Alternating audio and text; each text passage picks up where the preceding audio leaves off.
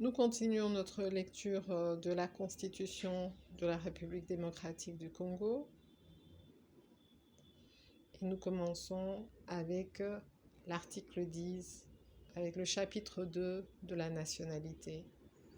Article 10. La nationalité congolaise est une et exclusive. Elle ne peut être détenue concurremment avec aucune autre. La nationalité congolaise est soit d'origine, soit d'acquisition individuelle. Est congolais d'origine toute personne appartenant au groupe ethnique dont les personnes et le territoire constituaient ce qui est devenu le Congo, présentement la République démocratique du Congo, à l'indépendance. Une loi organique détermine les conditions de reconnaissance, d'acquisition et de perte et de recouvrement de la nationalité congolaise. Titre 2. Les droits humains, des libertés fondamentales et des devoirs du citoyen et de l'État. Chapitre 1er des droits civils et politiques. Article 11.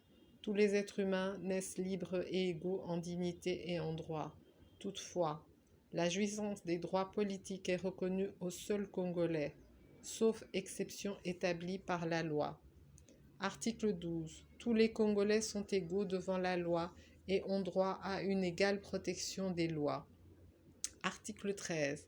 Aucun Congolais ne peut en matière d'éducation et d'accès aux fonctions publiques, ni en aucune autre matière, faire l'objet d'une mesure discriminatoire, qu'elle résulte de la loi ou d'un acte de l'exécutif, en raison de sa religion, de son origine familiale, de sa condition sociale, de sa résidence, de ses opinions ou de ses convictions politiques, de son appartenance à une race, à une ethnie, à une tribu, à une minorité culturelle ou linguistique. Article 14. Les pouvoirs publics veillent à l'élimination de toute forme de discrimination à l'égard de la femme et assurent la protection et la promotion de ses droits.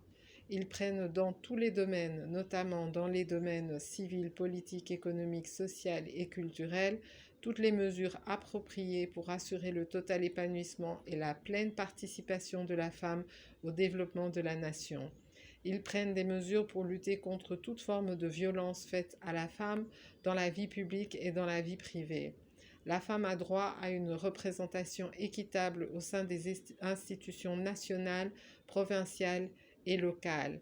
L'État garantit la mise en œuvre de la parité homme-femme dans les dites institutions. La loi fixe les modalités d'application de ces droits.